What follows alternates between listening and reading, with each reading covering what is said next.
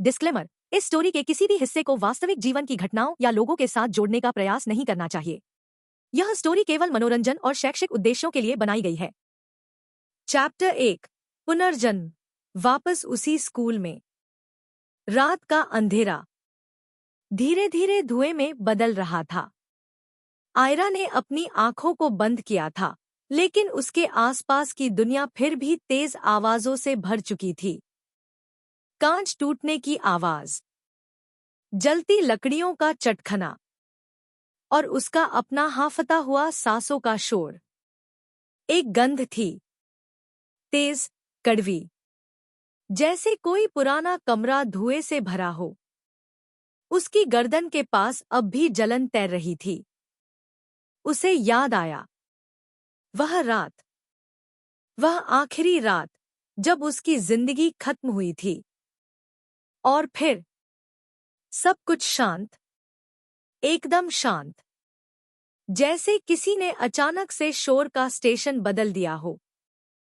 कुछ पल की उस सन्नाटेदार खामोशी में आयरा ने महसूस किया कि उसका शरीर अचानक हल्का हो गया है।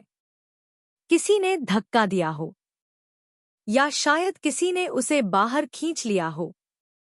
पर उसने आखिरी बार जो देखा था, वह आग थी।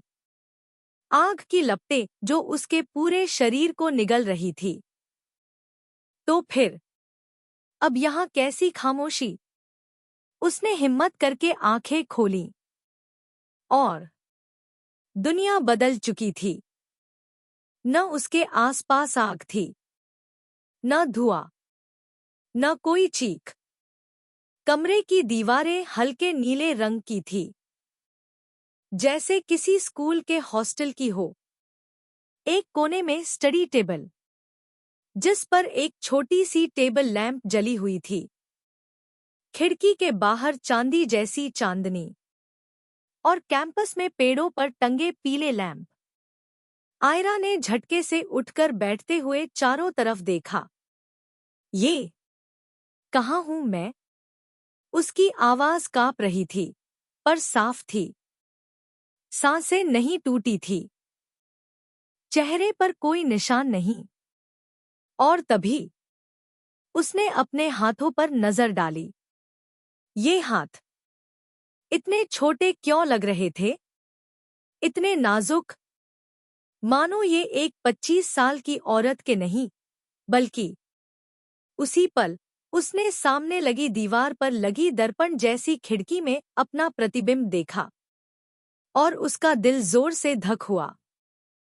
सामने खड़ी थी 17 साल की आयरा, उसी उम्र की, उसी स्कूल यूनिफॉर्म वाली, उसी मासूम चेहरे वाली, जिसे उसने कभी बहुत पीछे छोड़ दिया था।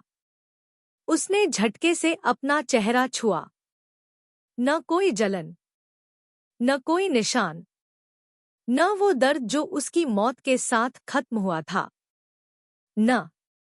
नहीं, ये कैसे? दिमाग में जैसे किसी ने 100 तस्वीरें एक साथ फेंक दी हों। उसकी शादी, अफवाहें, बदनामी, आरव की नफरत, दोस्तों का धोखा, और फिर उसकी मौत। सब कुछ एक क्षण में, मानो किसी ने रिवाइंड कर दिया हो। उसने जल्दी से टेबल पर रखी डायरी की तरफ हाथ बढ़ाया। कवर पर मोटे अक्षरों में लिखा था, royal grand high school, hostel room 214, Ayra Singh. कमरा, नाम, तारीख। हाँ, तारीख। उसने पन्ना पलटकर कैलेंडर देखा। कलम से एक तारीख पर गोल घेरा बना था, 21 जुलाई वर्ष 20XX क्लास 11 का पहला दिन। आयरा की सांसें थम गईं। यह वही समय था, वही साल, वही उम्र, जब उसकी जिंदगी पहली बार बर्बाद हुई थी।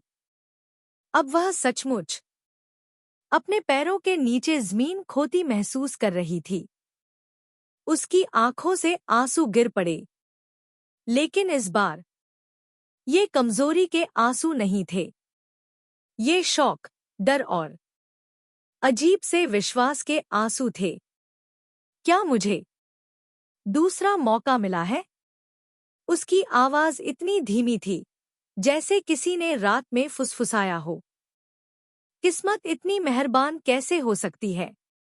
या शायद इतनी बेरहम कि उसे फिर से उसी नर्क में फेंक दे जहां से वह निकलकर मरी थी। लेकिन एक बात साफ थी, यह सपना नहीं था। उसने टेबल से अपना फोयर उठाया। नहीं, यह फोन नहीं था, बल्कि वही पुराना छोटा कीपैड वाला मोबाइल फोन। यानी समय सचमुच पीछे जा चुका था। आयरा एक पल को हंसी, एकदम घबराई, बिखरी हुई हंसी। तो मैं वापस आ गई हूं, उसी स्कूल में, उसी उम्र में, वही गलतियां।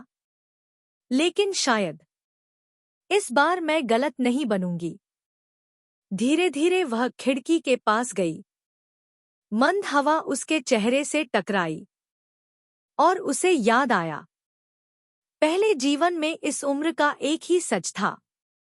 लोगों ने उसे बदनाम कर दिया था और ये बदनामी ही आगे जाकर उसकी शादी को नर्क में बदल गई। उसने अपनी उंगलियां मुट्ठी में भींच ली। इस बार कोई मुझे बदनाम नहीं करेगा। इस बार मैं खुद अपनी कहानी लिखूंगी। इतने में हॉस्टल में सुबह की पहली घंटी बजी। Good morning girls. 5 मिनट में सभी नीचे हाजिर हों। वार्डन की तेज आवाज गूंज उठी। आयरा का दिल जोर से धड़कने लगा, क्योंकि इसका मतलब था स्कूल शुरू होने वाला है और उससे मिलने का समय भी। उसने गहरी सांस ली, क्योंकि उस स्कूल में सबसे पहले जिस व्यक्ति से उसकी मुलाकात होने वाली थी वह था आरव राजपूत। पहले जीवन में उसका पति, जो उससे नफरत करता था और जिसने उसकी हर बात पर विश्वास करने की बजाय उसे बदनाम पत्नी कहकर दूर कर दिया था। लेकिन इस समय वह उसे जानता भी नहीं। अब आयरा के पास सिर्फ एक मौका था, उस नफरत को होने से रोकने का और अपनी जिंदगी बदलने का। उसने धीरे से फुसफुसाया, आरव, इस बार मैं वो लड़की नहीं बनूंगी जिसे तुमने गलत समझ लिया था। लेकिन जैसे ही वह मुड़ी, दरवाजे पर किसी की हल्की छाया दिखी। कोई खड़ा था, कोई जिसने उसकी हर बात, हर फुसफुसाहट, हर भाव चुपचाप सुन लिया था। और उससे पहले कि आयरा कुछ कहती, वह आवाज आई, तो तुम पहले से ही सब जानती हो? आयरा का दिल जम गया। कौन था वो? किसने उसे देख लिया? क्या वह दुश्मन था या कोई और? सवाल हवा में झूल रहा था और उसकी नई जिंदगी का पहला खतरा उसके सामने आ चुका था। जानिए नेक्स्ट चैप्टर में। चैप्टर 2, पहली मुलाकात, वही जबरदस्त टकराव। दरवाजे पर खड़ी वह छाया आधी रोशनी में भी डर पैदा कर रही थी। आयरा की सांसें जैसे किसी ने रोक दी हों। दिल तेज धड़कने लगा। धक धक धक। अगले ही पल हल्की चांदनी में एक लड़की का चेहरा दिखाई दिया। सिया, उसकी रूममेट। पहले जीवन में भी वही लड़की जिसने उसे कभी सही से समझा तक नहीं, लेकिन इतना भी बुरा व्यवहार नहीं किया था जितना बाकियों ने। सिया ने डर और शक से भरी आंखों से आयरा को देखा। तुम सब पहले से जानती हो? उसकी आवाज धीमी, कांपती हुई। आयरा ने गहरी सांस ली। का क्या मतलब? सिया कमरे में अंदर आई।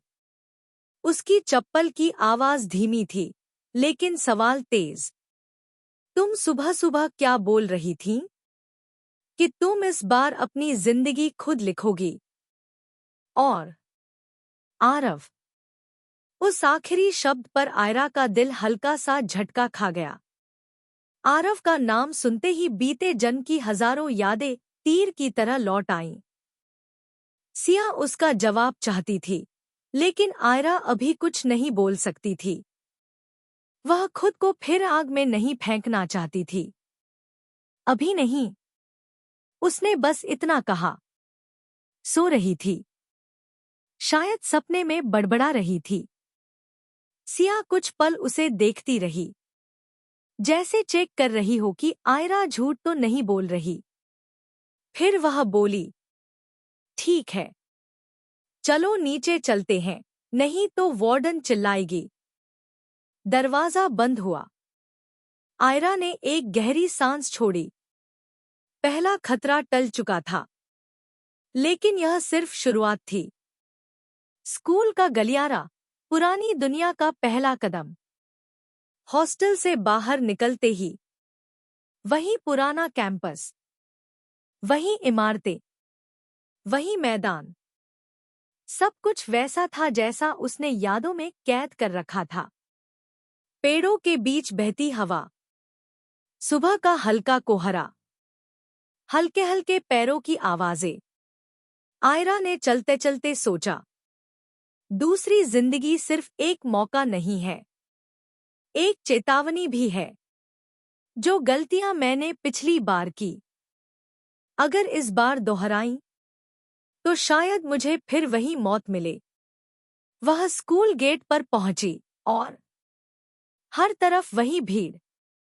लड़कियां हंस रही थीं। लड़के मोबाइल छिपाकर गेम खेल रहे थे। कुछ लोग सुबह की सभा के लिए लाइन बना रहे थे। उन्हीं चेहरों में कई ऐसे भी थे जिन्होंने उसकी जिंदगी तबाह की थी। उसे एक एक को पहचानना था और एक एक से बचकर चलना था। लेकिन तभी पीछे से किसी ने उसके कंधे पर हाथ रखा। आयरा ने चौंक कर पीछे देखा। एला, पहले जीवन की सबसे मीठी मुस्कान वाली और सबसे जहरीली लड़की। उसकी मुस्कान आज भी उतनी ही चमकीली थी, लेकिन आयरा अब उस मुस्कान के पीछे छिपी काली सच्चाई जानती थी। एला ने उसे देखकर कहा, तुम आज बहुत खोई खोई लग रही हो, सब ठीक? पहले जीवन में आयरा इस पर मुस्कुराकर कहती, हाँ, बिल्कुल। लेकिन इस जन्म में अब वह वही मासूम लड़की नहीं थी। उसने एला की आंखों में सीधा देखकर कहा, हाँ, इस बार सब ठीक रहेगा। एला उसकी बात पूरी तरह समझ नहीं पाई, लेकिन मुस्कुराकर चली गई। आयरा को उसकी मुस्कान चुभ गई। यही मुस्कान आगे चलकर उसकी बर्बादी का बीज बनेगी। वह पल जिसकी उसे सबसे ज्यादा चिंता थी। स्कूल की घंटी बजी। Class 11E। यह वही क्लास थी जहां उसकी किस्मत पहली बार बदली थी। आयरा दरवाजे के पास पहुंची और एक पल के लिए रुक गई। उसका दिल धीरे धीरे धड़कने लगा, क्योंकि उसी क्लास के अंदर वह मौजूद था। आरव राजपूत। उसका दूसरा जन्म, उसका सबसे बड़ा दर्द और उसी का प्यार भी, जिस तक वह कभी पहुंच नहीं पाई थी। आयरा संभल कर अंदर कदम रखती है। क्लास गूंज रही थी, हंसी से, बातें से, सीटों की आवाज से। और फिर एक आवाज ने सब कुछ रोक दिया। Excuse me. लड़कों के बीच खड़े एक लंबे, तीखे नैनंश वाले लड़के ने मुड़कर देखा।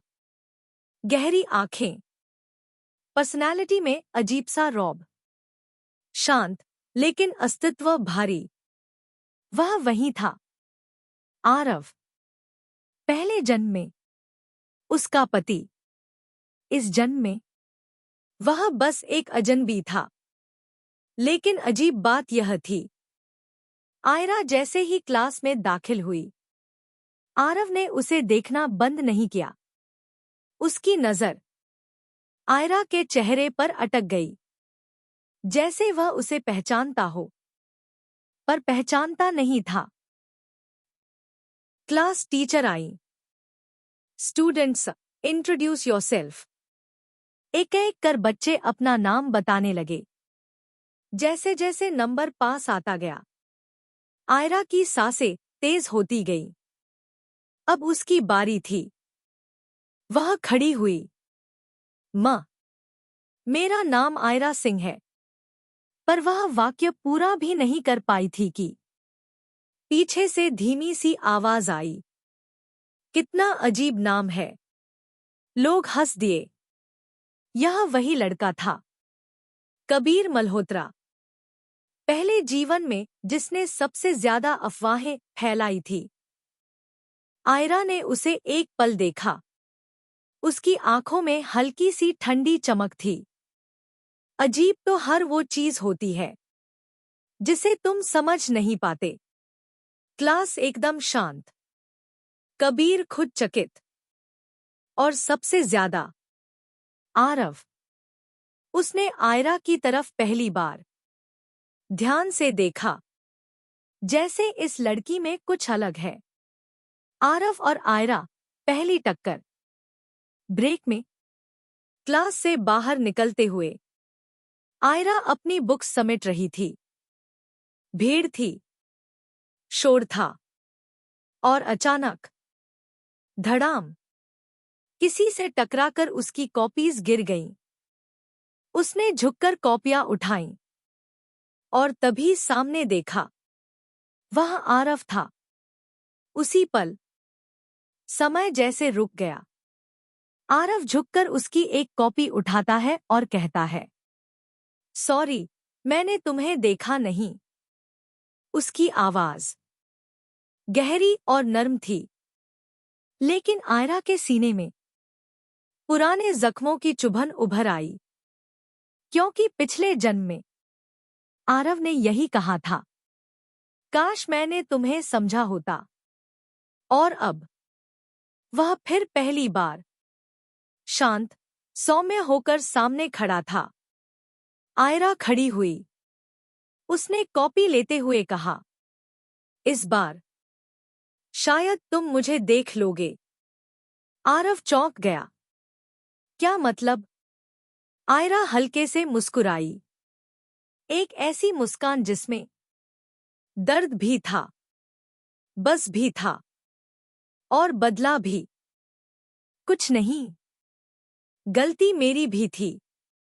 आरव कुछ पल उसे देखता रहा, जैसे वह उसके शब्दों में कुछ ढूंढ रहा हो, कुछ जो उसकी समझ से परे था। और फिर पहली बार आरव की आंखों में एक हल्की सी जिज्ञासा चमकी। तुम नई हो, लेकिन अजीब हो। Good weird. आयरा ने पलटकर कहा, आदत डाल लो। मैं हर बार सैम नहीं हूं। आरव उस जवाब से मुस्कुराया। एक हल्की, अनजानी मुस्कान। और आयरा का दिल एक पल के लिए बहुत तेज धड़क गया। उसे पता था, यह वही जगह है जहां उसकी किस्मत पहली बार मुड़ी थी। लेकिन इस बार वह किस्मत को अपने हाथों में पकड़ने वाली थी। सस्पेंस, पहला संकेत। क्लास खत्म होने के बाद आयरा अपनी सीट के नीचे गिरा हुआ पेन उठाने लगी। लेकिन पेन के साथ उसे एक छोटा सा फटा हुआ कागज मिला। कागज पर कुछ लिखा था। पहले जन्म में जो भूल हुई थी, वह भूल फिर मत दोहराना, वरना इस बार मौत इतनी आसान नहीं होगी। आयरा का दिल सबसे जोर से धड़क उठा। वह कागज मुट्ठी में दबाकर धीरे से पीछे मुड़ी, लेकिन क्लास में अब कोई नहीं था। मतलब कोई उसे पहले से जानता था। कोई जानता था कि वह वापस आई है, और कोई चाहता था कि वह फिर मरे। यह कोई खेल नहीं था, यह उसकी नई जिंदगी का पहला खून था, पहला वार। आयरा ने आंखें बंद की। कौन है तू, जो मेरे 2 जन्मों की कहानी जानता है? उसके होठों पर एक ठंडी मुस्कान आई। जो भी हो, इस बार मैं मरूंगी नहीं, इस बार मैं जीतूंगी। और दूर गलियारे में खड़ा कोई चुपचाप उसे देख रहा था। जानिए नेक्स्ट चैप्टर में। चैप्टर 3, पहली भिड़ंत, पहली चिंगारी। क्लास 12 की बेल बजने वाली थी।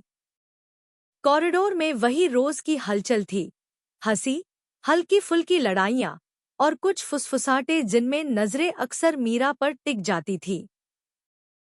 लेकिन आज का वक्त, आज का माहौल थोड़ा अलग था।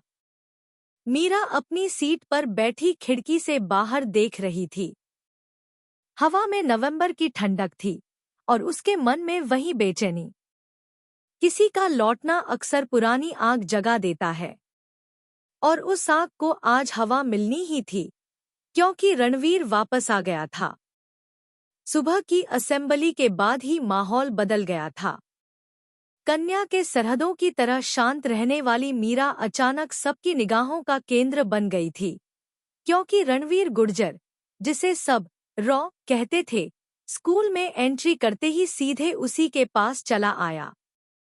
वह लंबा, रफलुक वाला और उतना ही खतरनाक, जैसा मीरा की यादों में था। लंबे समय बाद मिली मीरा सिंह, उसने कहा, जैसे कोई पुरानी लड़ाई दोबारा याद दिला रहा हो। मीरा ने बिना पलक झपकाए उसकी आंखों में देखा। मिलना जरूरी नहीं था। रणवीर हंसा, धीमी, कांपती हुई हंसी, जैसे किसी शिकारी ने शिकार देख लिया हो। लेकिन किस्मत चाहती है कि हम मिलें। और मीरा जानती थी, किस्मत की ये जिद अक्सर सिर दर्द बन जाती है। अब लंच ब्रेक में पूरा स्कूल इस एक टॉपिक पर अटका था। मीरा और रणवीर आमने सामने। लड़के इस फाइट को एक तूफान समझ रहे थे, लड़कियां इसे सीक्रेट रोमांस का ट्रेलर मान रही थी। और दोनों ही बातें गलत थी। कम से कम मीरा के लिए तो। वह कैंटीन के पास वाली सीढ़ियों पर बैठकर नोटबुक पलट रही थी, लेकिन दिमाग कहीं और था। हर बार रणवीर का चेहरा सामने आता, एक चुभन दिल में उठती, क्या वो वाकई वापस उसी वजह से आया है? या ये सिर्फ खेल है? भाग क्यों रही हो? रणवीर की भारी आवाज सीढ़ियों के नीचे से उठी। मीरा ने सिर उठाए बिना कहा, क्योंकि तुम पीछा करना नहीं छोड़ते। रणवीर उसके सामने आकर खड़ा हो गया। तो आज छोड़ देता हूं। एक सवाल पूछकर। सिर्फ एक। मीरा न चाहते हुए भी उसकी तरफ देखने लगी। रणवीर की आंखों में वो आंख थी जिसे वो भुला चुकी थी, या शायद भुलाना चाहती थी। तुम बदली क्यों? उसने पूछा। मीरा के होठों पर हल्की, कड़वी मुस्कान आई। हर इंसान बदलता है, कुछ बुराई में, कुछ समझ में, और कुछ मजबूरी में। रणवीर ने उसकी आंखों के अंदर झांकने की कोशिश की। और तुम किसमें बदली? मीरा उठ खड़ी हुई। यह तुम्हारे जानने लायक नहीं है, रणवीर गुर्जर। लेकिन रणवीर ने कदम बढ़ाया। गलत।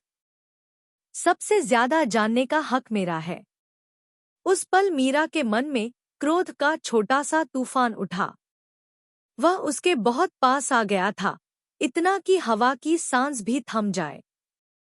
तुम्हें हक सिर्फ एक था, मीरा फुसफुसाई। और वो तुमने खो दिया है। हमेशा के लिए। रणवीर के चेहरे की मुस्कान जमसी गई। दोनों इतनी देर तक आमने सामने खड़े रहे कि राह चलते बच्चे भी रुकने लगे। दो पुराने तूफान एक साथ हो तो धूल उड़ना ही उड़ना है। स्कूल का ग्रुप चैट, लाइव अपडेट्स चल रहे थे। रवि, ओ भाई। रणवीर और मीरा फिर भिड़ गए। निशा, ओएमजी मेरा इतनी बोल्ड है। अदिति, ये दोनों पहले क्या थे? कपल? रवि, कपल नहीं, क्लैश ऑफ टाइटंस थे। और सच में थे। लेकिन ये किसी को नहीं पता था कि क्लैश की वजह क्या थी। क्लास शुरू होने वाली थी। मीरा ने बैग कंधे पर टांगा और तेजी से निकल पड़ी। पर रणवीर ने फिर रास्ता रोक लिया। बचपन में तुम रोती थी तो मैं चुप कराता था, उसने धीमी आवाज में कहा। अब तुम चुप क्यों हो? मीरा ठिठक गई। यह बहुत पुरानी थी। ऐसे रहस्य जो सिर्फ दो लोग जानते थे। क्योंकि अब रोती नहीं, उसने कठोर आवाज में कहा।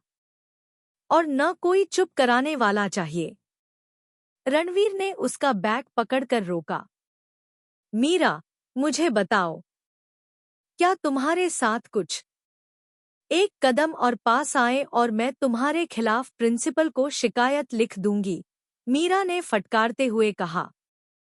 उसका स्वर कांप नहीं रहा था, लेकिन दिल बहुत तेज धड़क रहा था।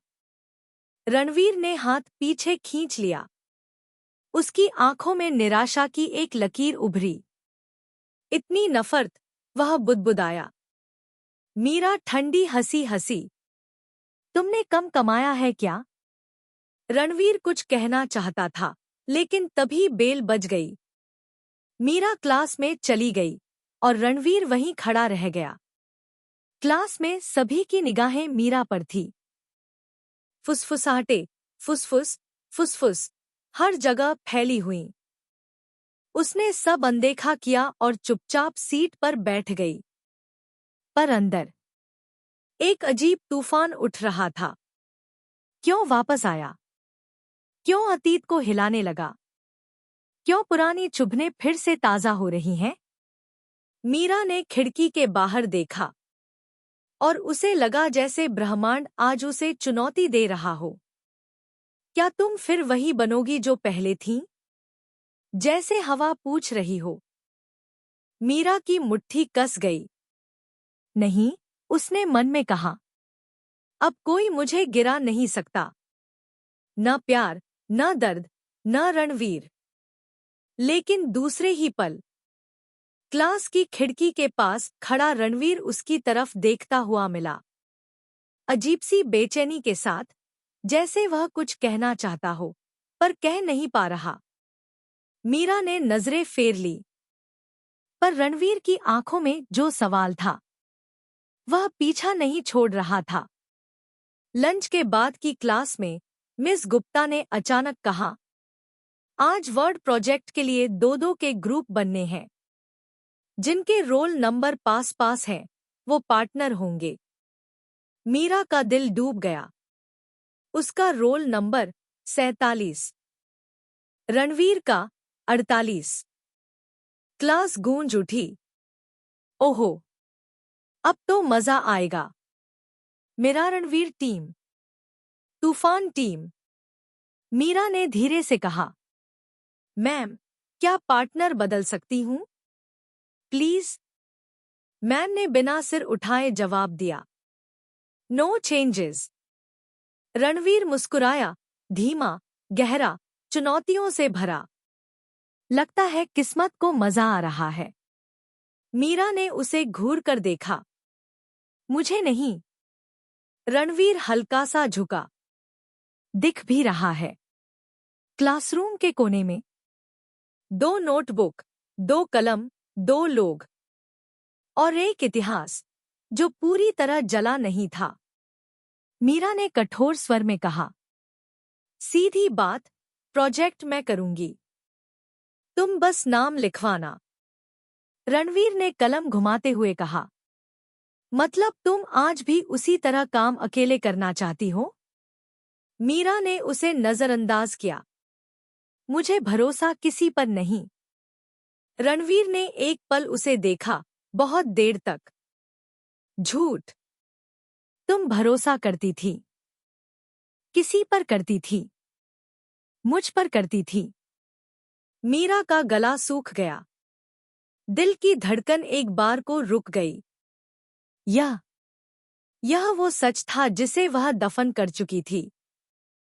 अब नहीं, उसने बमुश्किल कहा।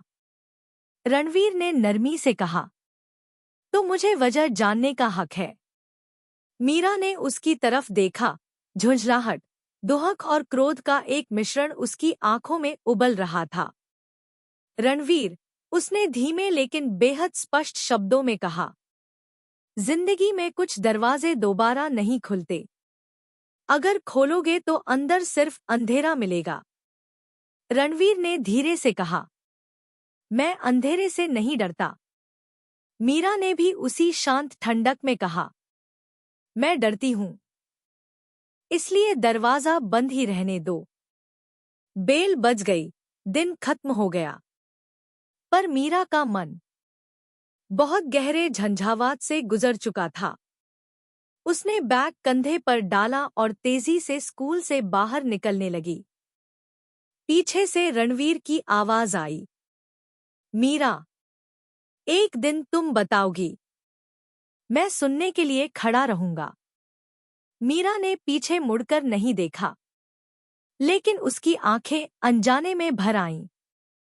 कभी कभी दर्द भी लौटकर अपना हक मांगने आता है। और मीरा जानती थी, रणवीर वही दर्द था जिसे उसने सालों से दबाकर रखा था। जानिए नेक्स्ट चैप्टर में। चैप्टर 4, अतीत का पहला दरवाजा। मीरा उस शाम घर पहुंची तो दरवाजा बंद करते ही उसने लंबी सांस ली। दिल इतनी तेज धड़क रहा था जैसे अभी भी रणवीर की मौजूदगी उसके आसपास हो। स्कूल का पूरा दिन एक मानसिक युद्ध जैसा था। हर वाक्य, हर निगाह, हर पल उसे उसके अतीत की ओर धकेल रहा था। उस अतीत की ओर जिसे वह दफन कर चुकी थी। कमरे में कदम रखते ही उसने बैग को कोने में फेंका और पलंग पर चुपचाप बैठ गई। पूरे कमरे में बस एक आवाज थी, घड़ी की टिक टिक। लेकिन मीरा के अंदर तूफान। रात के 7:15 मीरा का कमरा। फोन वाइब्रेट हुआ। मीरा ने बिना दिलचस्पी लिए स्क्रीन देखा। रणवीर गुर्जर। उसकी उंगलियां एक पल के लिए थम गईं। कॉल नहीं, एक संदेश। मीरा, तुम ठीक तो हो? मीरा ने फोन दूर फेंक दिया। उसे क्या फर्क पड़ता है, वह बुदबुदाई। लेकिन उसे फर्क पड़ता था, इतना कि वह अपने आप से लड़ने लगी थी। वह खुद से झूठ बोल सकती थी, पर दिल से नहीं। 2 घंटे बाद मीरा बालकनी में खड़ी थी।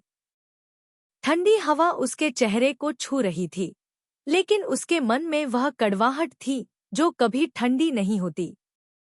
अतीत। वो अतीत जो रणवीर से जुड़ा था। मीरा आंखें बंद कर लेती है, और जैसे ही बंद करती है, अतीत खुलने लगता है। फ्लैशबैक। 2 साल पहले। स्कूल का वही मैदान। मीरा खड़ी थी, एक रानी की तरह आत्मविश्वासी, बेहद तेज और उतनी ही खतरनाक। और उसके सामने रणवीर, जो पूरे स्कूल का किंग माना जाता था। उस दिन कुछ अलग था। किसी अफवाह ने दोनों को आमने सामने ला दिया था। तुमने ही बोला होगा कि मैं तुम्हें पसंद करती हूँ, मीरा ने गुस्से में कहा। रणवीर ने शांत चेहरे से जवाब दिया, अगर बोलता तो सच बोलता, झूठ नहीं। मीरा सांस खींचकर ठिठक गई। मतलब तुम? हाँ, रणवीर ने कहा। मुझे तुम पसंद थी। शायद आज भी हो। मीरा के पैरों तले जमीन खिसक गई थी। उस एक वाक्य ने उसके दिल में कुछ अजीब सा कर दिया था। धड़कनें फिसलने लगी थी और वह लगभग मुस्कुरा भी दी थी। लेकिन तभी छत की रेलिंग से किसी ने कहा था, मीरा और रणवीर साथ। वाह! पूरे स्कूल में अफवाह फैल गई थी। शोर, मजाक, फुसफुसाहटें, सब कुछ एक पल में बदल गया। मीरा टूट गई थी। उसकी प्रतिष्ठा, उसकी ताकत, सब मजाक बन रही थी। और उसी रात उसने रणवीर से रिश्ता खत्म कर दिया था। उसकी आंखों में आंसू थे, रणवीर की आंखों में सदमा। मीरा, मैं कुछ नहीं बोला। ये सब झूठ था। लेकिन कारण तुम थे, मीरा ने कहा। जहां तुम हो, वहां अफवाहें अपने आप बन जाती हैं। मैं उस आग में नहीं जलूंगी। और वह उस रात चली गई थी, बिना पीछे मुड़े। रणवीर खड़ा रह गया था, चुप, टूटा हुआ और लाचार। फ्लैशबैक समाप्त होता है। मीरा आंखें खोलती है। आज भी वह एक दर्दनाक याद की तरह है, जो उसके दिल को चुभती है। वर्तमान में वापस मीरा पानी की बोतल उठाती है, पर हाथ थोड़ा कांप जाता है। नहीं, अब वापस नहीं जाऊंगी उस दौर में, वह खुद से कहती है। लेकिन यह कहना जितना आसान था, मानना उतना ही मुश्किल। फोन फिर वाइब्रेट हुआ। इस बार एक लंबा संदेश। मीरा, मुझे पता है तुम मुझसे बात नहीं करना चाहती, लेकिन कुछ बातें हैं जो तुम नहीं जानती। वो अफवाह, वो मेरे कारण नहीं फैली थी। अगर सुनने का हौसला है तो कल लाइब्रेरी में मिलना। मीरा का दिल अचानक तेज धड़कने लगा। उसे शब्द याद आ रहे थे। कुछ बातें हैं जो तुम नहीं जानती। क्या वाकई कुछ ऐसा था जो उसके सोचे हुए सच से अलग था? क्या उसके फैसले गलत थे? मीरा ने तुरंत फोन बंद कर दिया। वह उलझना नहीं चाहती थी, लेकिन दिमाग जकड़ चुका था। अगले दिन सुबह स्कूल असेंबली। मीरा शांत दिखने की पूरी कोशिश कर रही थी, लेकिन भीतर से वह तनाव में थी। तभी रणवीर सामने से गुजरा। उसकी आंखों में कोई चिढ़, कोई खेल, कुछ भी नहीं था। बस सीधी, स्थिर नजरें। वह रुका भी नहीं, बोला भी नहीं, बस चुपचाप आगे बढ़ गया। इस चुप्पी ने मीरा के अंदर एक अजीब खालीपन पैदा कर दिया। शायद शायद उसने यह उम्मीद नहीं की थी कि रणवीर इतना शांत रहेगा। उसने मन ही मन खुद से पूछा, क्या वह सच में बदल गया है, या फिर वही खेल शुरू है, नई स्टाइल में? लाइब्रेरी, सुबह के 11:40। मीरा बिना इरादा किए बस कदमों के बहाव में लाइब्रेरी तक आ गई। उसके अपने मन ने उसके कदमों से धोखा किया था। लाइब्रेरी खाली थी। खिड़कियों से आती धूप किताबों पर हल्की सुनहरी परत डाल रही थी। और वहां रणवीर एक मेज पर बैठा था। उसने मीरा को आते देखा, लेकिन कुछ नहीं बोला। मीरा चुपचाप सामने वाली कुर्सी पर बैठ गई। दिल की धड़कनें उसकी आवाज को निगल रही थी। कुछ पल की चुप्पी के बाद रणवीर ने एक डायरी आगे सरकाई। यह लो, पढ़ लो। इसके बाद तुम चाहो तो मुझे अपनी जिंदगी से हमेशा के लिए निकाल देना। मीरा ने भौहें सिकोड़ दी। ये क्या है? सच, उसने कहा। मीरा ने धीमे से डायरी खोली। पहला पेज, पहला शब्द, और उसका दिल एक झटके से धड़कना बंद कर गया। मीरा के लिए, क्योंकि कुछ बातें कहने की हिम्मत कभी नहीं जुटा पाया। यह रणवीर की हैंडराइटिंग थी।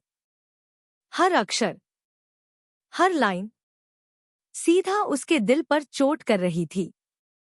मीरा ने अगला पेज पलटा और उसकी आंखें फैल गईं।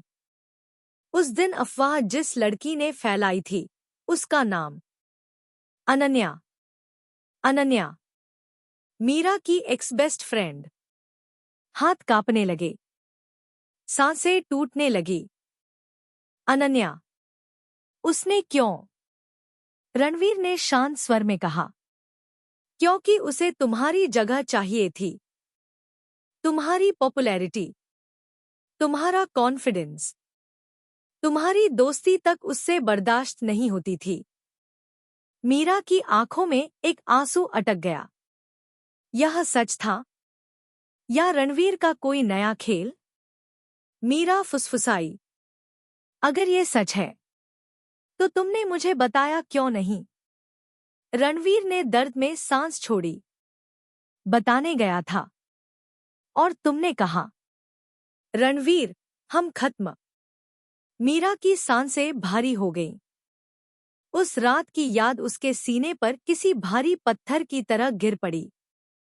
शायद उसने सच में उसे सुनने का मौका ही नहीं दिया था।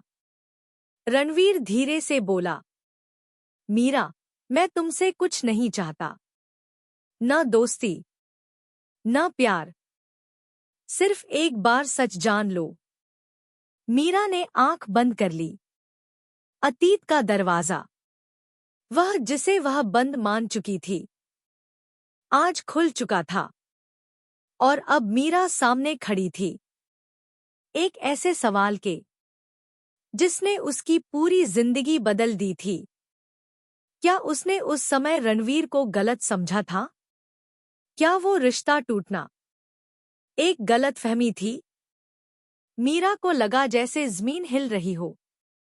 रणवीर उठकर जाने लगा, लेकिन जाते जाते उसने आखिरी बात कही, अगर मेरा सच तुम्हें गलत लगे, तुम मुझसे कभी मत मिलना। मीरा ने मुट्ठी कस ली। आंखें नम थी, दिल भारी था। और उसके सामने अतीत का पहला दरवाजा पूरी तरह खुल चुका था। जानिए नेक्स्ट चैप्टर में। चैप्टर 5, अनन्या का सच और मीरा का पहला तूफान। लाइब्रेरी की घटना के बाद मीरा का दिमाग शांत होने को तैयार ही नहीं था। रणवीर की डायरी, उसके लिखे शब्द, अनन्या का नाम, सब कुछ एक चक्रवात की तरह घूम रहा था। उस रात मीरा बहुत देर तक सो नहीं सकी। कभी वह डायरी के हर शब्द को याद करती, कभी अपना बीता हुआ दर्द, और कभी यह सोचती कि कहीं यह रणवीर का कोई नया खेल तो नहीं। लेकिन दिल कह रहा था, उसकी आंखें झूठ नहीं बोल रही थी। अगले दिन स्कूल कॉरिडोर। मीरा ने क्लास में जाने से पहले एक फैसला कर लिया था। आज वह अनन्या से बात करेगी। 2 साल पुराने उस सच को सामने लाएगी जिसने उसकी जिंदगी को उलट दिया था। कॉरिडोर में बहुत सारे बच्चे मौजूद थे, पर मीरा बस एक चेहरे को खोज रही थी। और फिर वह मिल गई। अनन्या। लंबे बाल, वही तीखी आंखें, वही बनावटी मासूम मुस्कान। वह कुछ लड़कियों के साथ हंसती हुई चली जा रही थी। मीरा की नजर उस पर अटक गई। उसकी सांस तेज होने लगी, दिल धड़कने लगा। आज सच सामने लाना ही था। कॉन्फ्रॉन्टेशन बिगिंस। मीरा उसके सामने जा खड़ी हुई। अनन्या रुक गई, चेहरे पर वही नकली गर्मजोशी। अरे मीरा, कैसी हो? इतने दिनों बाद। सीधे बात, मीरा ने ठंडे स्वर में कहा। 2 साल पहले जो अफवाह फैली थी, वो तुमने फैलाई थी? अनन्या चौंकने का नाटक करती है। मैंने? क्या बोल रही हो मीरा? मैं ऐसा क्यों करूंगी? मीरा उससे एक कदम और करीब आ गई। आंखें उसकी आंखों पर गड़ाकर। क्योंकि तुम्हें हमेशा से मुझसे जलन थी, मेरी पॉपुलैरिटी से, मेरी पोजीशन से, और शायद रणवीर से भी। अनन्या की मुस्कान पलों में गायब हो गई। चेहरा तना, नजरें फिसल गईं। बाकी लड़कियां एकदम चुप हो गईं। कॉरिडोर का माहौल अचानक भारी हो गया। मीरा का स्वर धीरे धीरे गहरा होता गया।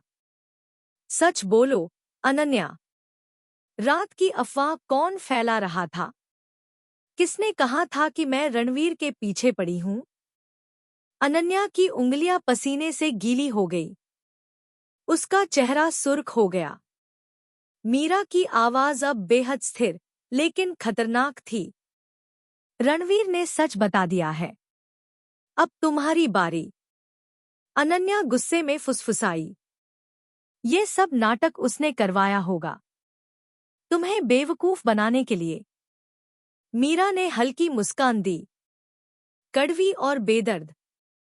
अगर वह मुझे बेवकूफ बनाना चाहता तो उसकी आंखें सच क्यों कह रही थी? और तुम्हारी आंखें झूठ क्यों बोल रही हैं? अनन्या का चेहरा पल भर में घबराहट से भर गया। अनन्या की गलती उजागर होती है। मीरा ने एक आखिरी दांव खेला। उस दिन छत पर तुम थी।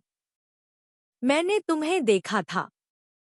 तुमने छोटे बच्चों को कहा था, मीरा और रणवीर तो कल से साथ हैं। याद है? अनन्या की आंखें चौड़ी हो गईं। उसके चेहरे पर सदमा साफ दिखने लगा। वह हकलाने लगी। मीरा, वो, मैं तो बस मजाक। मजाक? मीरा की आवाज पूरे कॉरिडोर में गूंज उठी। मेरी छवि खराब करना तुम्हारे लिए मजाक था? मेरा रिश्ता टूटवाना सिर्फ मजाक था? मेरी जिंदगी उलट देना, ये सब मजाक था? कॉरिडोर में सन्नाटा छा गया। अनन्या डर गई। वह पीछे हटने लगी। मीरा, मैंने नहीं सोचा था कि बात इतनी बढ़ जाएगी। यही तो गलती है, मीरा ने कहा। तुमने कभी भी सोचना सीखा ही नहीं। अनन्या की आंखों में हल्के हल्के आंसू भर आए। लेकिन मीरा की आंखें आज सिर्फ सच देखना चाहती थी। कोई दया नहीं। अंतिम स्वीकारोक्ति। अनन्या ने आखिरकार हार मान ली। उसकी आवाज कांप रही थी। हाँ, वो अफवाह मैंने फैलाई थी। मुझे अच्छा नहीं लगता था कि सब तुम्हें क्वीन कहते हैं। तुम्हें सब लोग चाहते थे, रणवीर भी। मीरा का दिल एक पल को रुक गया, लेकिन उसने खुद को संभाला। तुमने सोचा कि मुझे नीचे गिराकर तुम ऊपर आ जाओगी? मीरा का स्वर ठंडा और पैना था। अनन्या ने सिर झुका लिया। मैं बस तुमसे जलती थी, और शायद रणवीर से भी। मीरा कुछ पल उसे देखती रही। हर शब्द उसके दिल के अंदर चुभ रहा था। पूरे स्कूल के सामने हुई बेइज्जती, रणवीर से टूटा रिश्ता, 2 साल का दर्द, सब एक ही लड़की की जलन के कारण। यह सोचकर मीरा की आंखें तीखी हो गईं। और तभी रणवीर वहां आ गया। लड़कों का एक ग्रुप पीछे हटता है और रणवीर सीधा मीरा की तरफ आता है। उसकी आंखों में कोई घमंड नहीं, कोई जीत की चमक नहीं, बस एक स्थिर गंभीरता। वह मीरा और अनन्या के बीच खड़ा हो गया। मीरा, उसने शांत आवाज में कहा, अब तुम सच जान चुकी हो।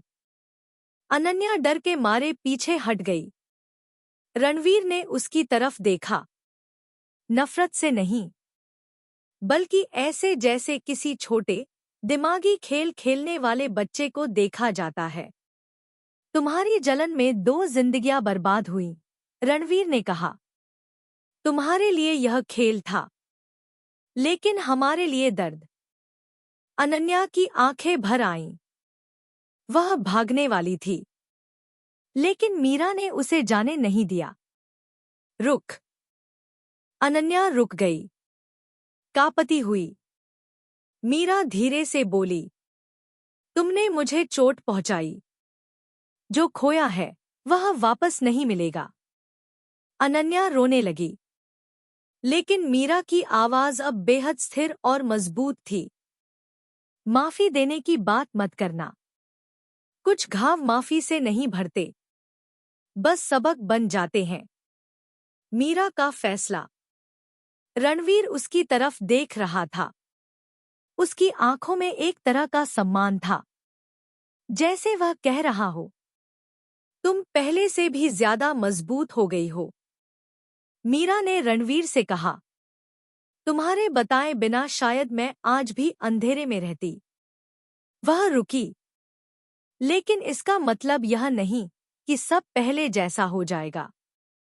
रणवीर ने सिर झुका दिया। मैं समझता हूं।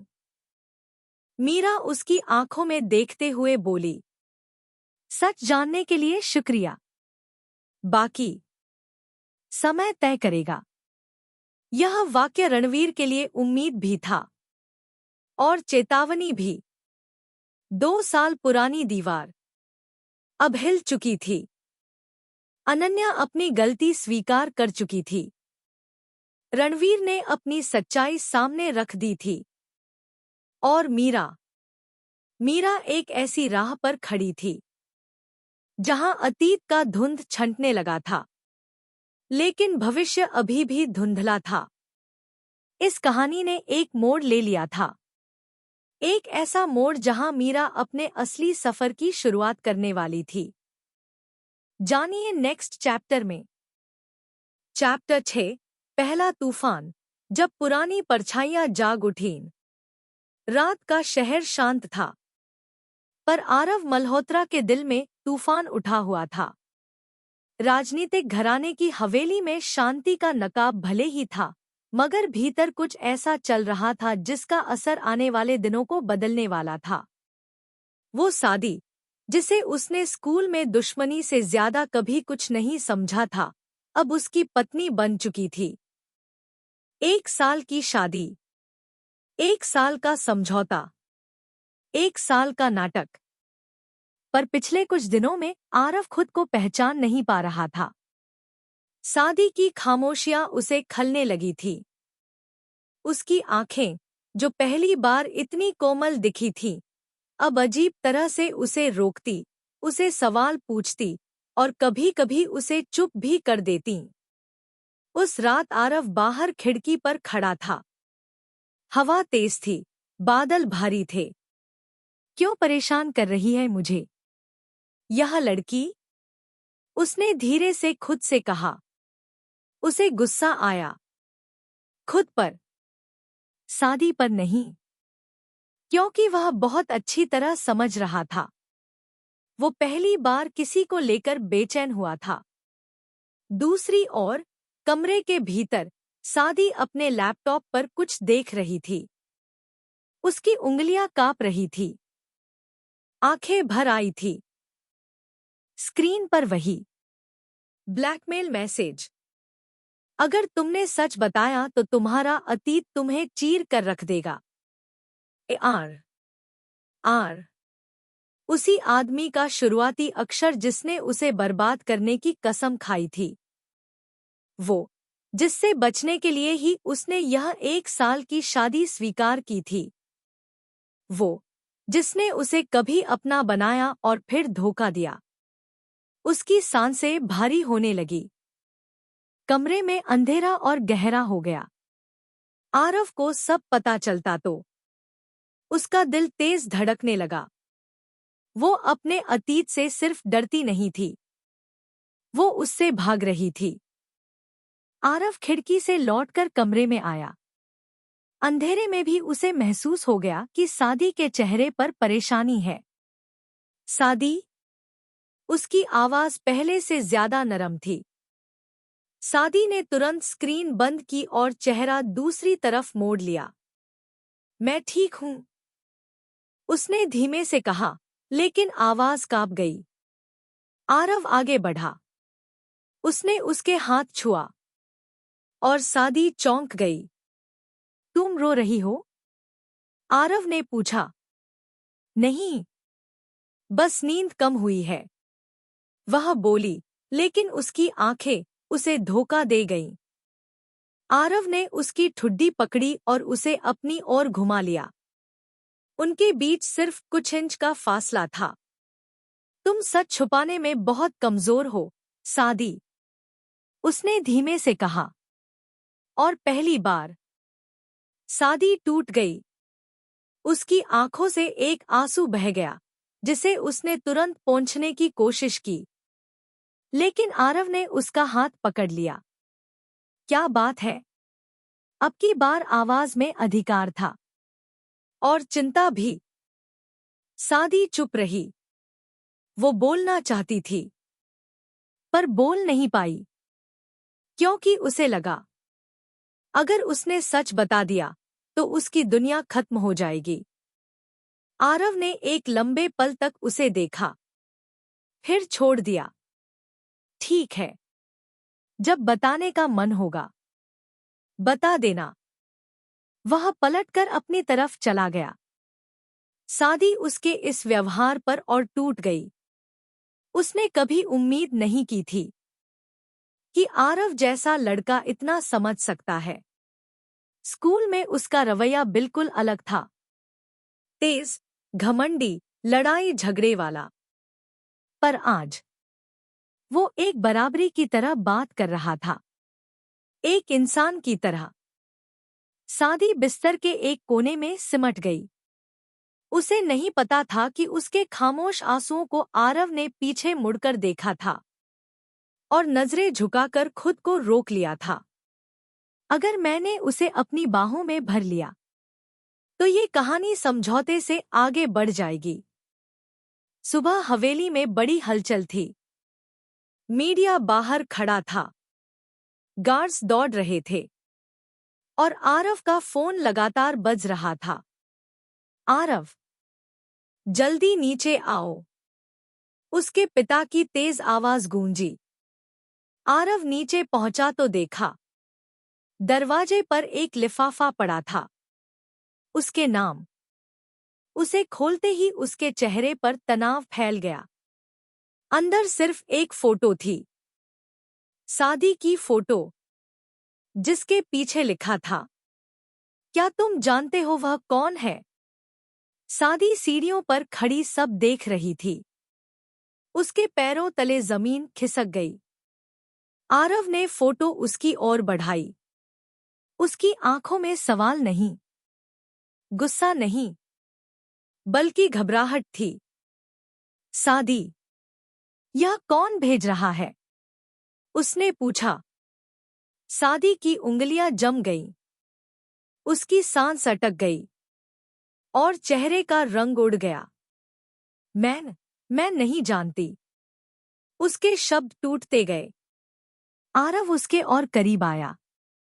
सादी, अब यह नाटक नहीं चल सकता। तुम खतरे में हो और यह सिर्फ तुम्हारी समस्या नहीं है।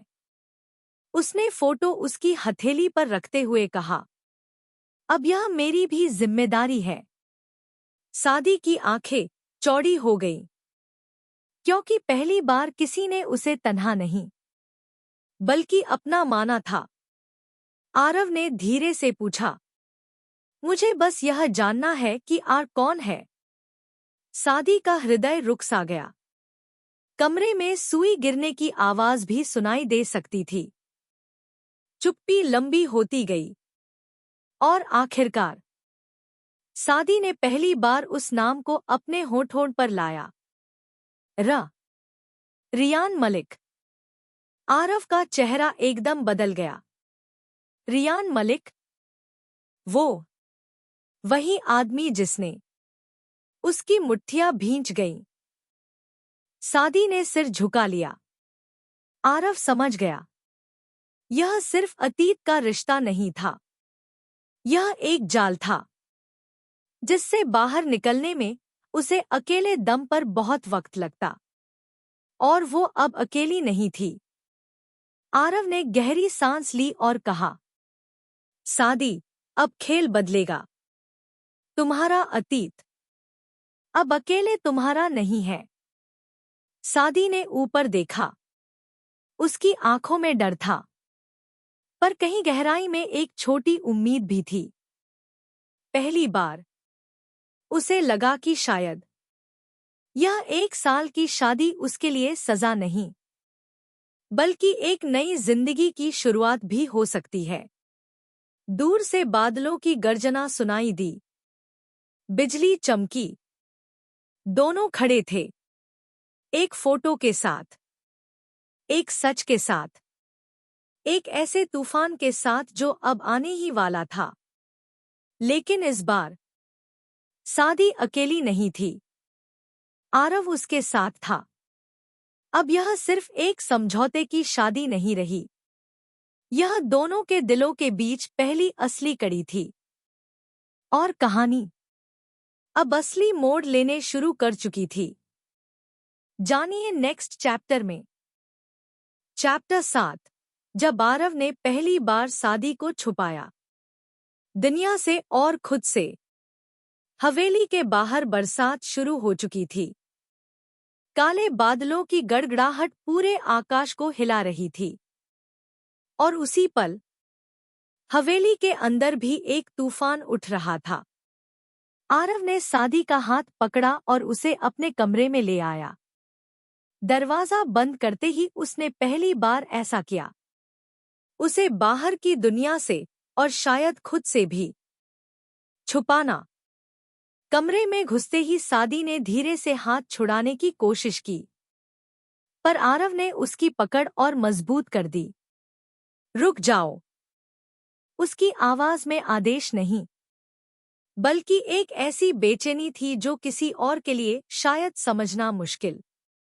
तुम यह बात छुपाती रहती, और बाहर वाले तुम्हारे अतीत का तमाशा बनाते रहते। आरव ने गहरी सांस छोड़ते हुए कहा। सादी ने खुद को थोड़ा पीछे किया। अब उसकी पीठ दीवार से लगी थी। वो घबराई हुई थी, पर उसे आरव से उतना डर नहीं लग रहा था जितना उस नाम से, जिसे उसने रात में स्वीकार किया था। रियान मलिक। जब से आरव ने वह नाम सुना था, उसकी आंखों में कुछ बदल गया था। एक ठंडा गुस्सा और अजीब सी सुरक्षा का भाव।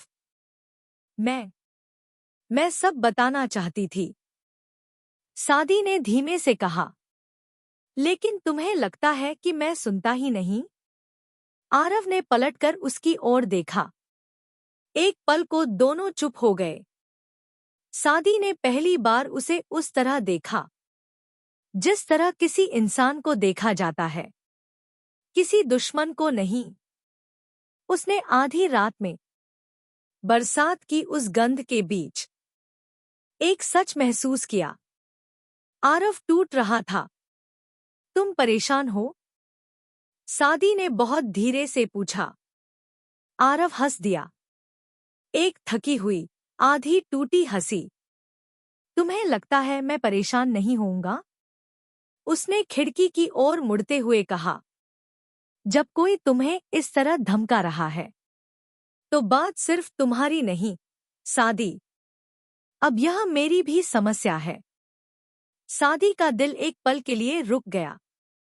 उसने सोचा था कि यह 1 साल सिर्फ एक नाटक है, पर यह लड़का नाटक तोड़ रहा था। खिड़की पर खड़ा आरव अब बिल्कुल शांत था। मुझे सच बताओ, उसने बिना मुड़े कहा। ये रियान मलिक तुम्हारी जिंदगी में क्या था? सादी के लिए यह सवाल चीर देने वाला था। लेकिन जितना वह भागती, उतना अतीत पीछा करता। उसने हिम्मत जुटाई। वो मेरा पहला रिश्ता था। उसकी आवाज कांप गई।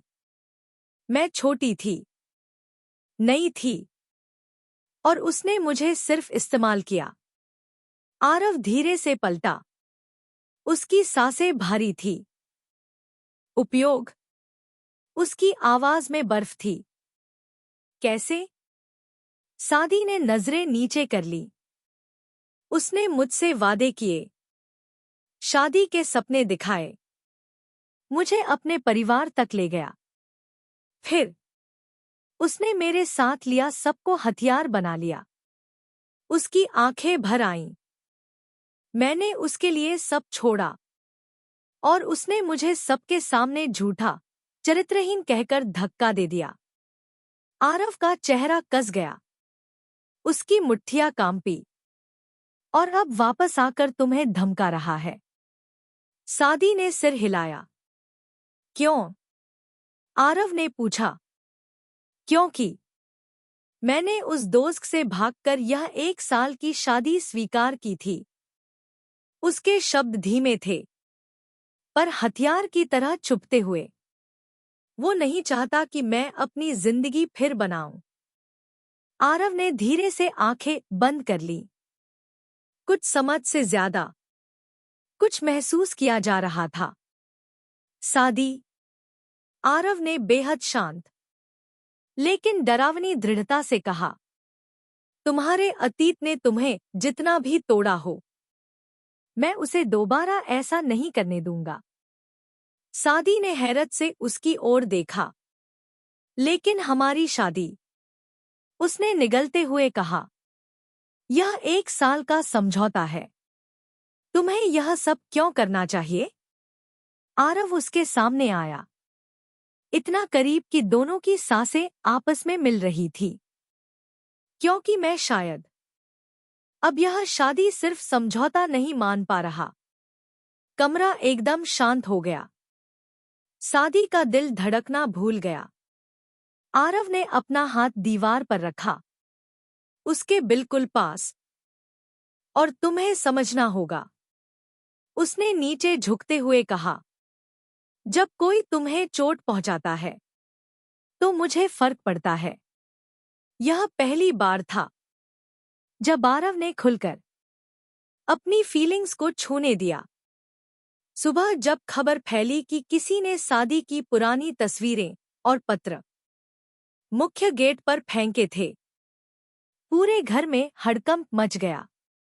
नौकरों में कानाफूसी शुरू हो गई। पता नहीं बहूजी के अतीत में क्या था। कोई दुश्मन है शायद। साहब पहली बार इतने गुस्से में दिख रहे थे। किचन में आरव की माँ मेघा मल्होत्रा बिल्कुल शांत बैठी थी, चाय के कप को घूरते हुए। कुछ तो गड़बड़ है, उन्होंने खुद से कहा। और अगर यह लड़की सच में खतरे में है तो आरव को बर्बाद करने का खेल शुरू हो चुका है। उन्हें यह बिल्कुल पसंद नहीं था कि उनका बेटा ऐसे किसी मसले में उलझे। आरव के ऑफिस जाने का समय था, पर वह आज अकेला नहीं जाना चाहता था। तुम मेरे साथ चलो, उसने सादी से कहा। सादी ने हिचकते हुए कहा, पर मैं कैसे? मैं कह रहा हूं तो चलो, उसने ठंडी आवाज में कहा। यह आदेश नहीं था, यह सुरक्षा थी। कार में बैठते ही आरव ने ड्राइवर को बाहर जाने का संकेत दिया और खुद स्टीयरिंग पर बैठ गया। आरव, सादी ने धीरे से कहा, तुम ऐसा क्यों कर रहे हो? मेरी वजह से तुम्हारी इमेज। रुक जाओ, आरव ने आंखें सड़क से हटाए बिना कहा। तुम्हारा अतीत तुम्हें शर्मिंदा करता होगा, पर मैं तुम्हें नहीं होने दूंगा। सादी की सांस अटक गई। वो पहली बार उन शब्दों पर विश्वास करना चाह रही थी जो किसी ने उसके लिए कभी नहीं कहे। बरसात अभी भी चल रही थी। कार की शीशियों पर पानी की बूंदें दौड़ रही थी। सादी चुप थी और आरव तूफान की तरह स्टीयरिंग पकड़कर चला रहा था। अचानक उसने ब्रेक लगाया। कार एक शांत मोड़ के पास रुक गई। आरव, आरव ने उसकी ओर देखा, एकदम सीधे, गंभीर, जैसे कोई बड़ा फैसला लेने जा रहा हो। सादी, तुम अब अकेली नहीं हो। उसकी आवाज धीमी और दिल को छू लेने वाली थी। अगर कोई तुम्हें छूने की कोशिश करेगा तो सबसे पहले मुझसे टकराएगा। उसने आगे कहा, तुम्हारा अतीत अब मुझे मिला है और मैं उसे खत्म करूंगा। सादी की आंखें भर आईं। वो खुद को रोक नहीं पाई। उसने धीरे से कहा, क्यों? तुम ऐसा क्यों कर रहे हो? आरव ने बिना पलक झपकाए जवाब दिया, क्योंकि तुम अब मेरी हो। कार में एक पल के लिए सन्नाटा छा गया। बाहर बारिश तेज हो गई। अंदर दो धड़कनें एक दूसरे से टकराने लगी। सादी ने पहली बार महसूस किया, यह शादी, जिसे वह एक जेल समझती थी, शायद उसकी ढाल निकल रही थी। और आरव, जिससे वह दूर रहना चाहती थी, शायद वही व्यक्ति था जिसके पास खड़े होकर वह सबसे सुरक्षित महसूस करती थी। लेकिन उन्हें नहीं पता था, रियान मलिक आज ही शहर लौटा था और उसकी निगाहें पूरी रात उसी हवेली पर थी। जानिए नेक्स्ट चैप्टर में। चैप्टर 8। उस रात रियान लौटा और पहला वार किया। बारिश रुक चुकी थी, पर हवेली के बाहर हवा में वही बेचैनी थी, जैसे किसी तूफान के आने से पहले की चुप्पी। सादी और आरव कार से उतरकर अंदर आए। दोनों के चेहरों पर शांति नहीं, बल्कि एक अजीब सा तनाव था। आरव ने बिना कुछ कहे उसका हाथ पकड़ा और हवेली के अंदर सीढ़ियां चढ़ता गया। सादी उसके हर कदम के पीछे थी, जैसे उस छाया के पीछे जो उसकी रक्षा करने लगी थी।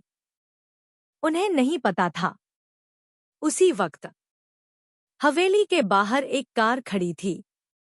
उसमें बैठा एक आदमी उनके हर कदम पर नजर रख रहा था। रियान मलिक। कमरे में पहुंचकर आरव ने दरवाजा बंद किया। सादी की आंखें अब भी उसके चेहरे पर टिकी थीं।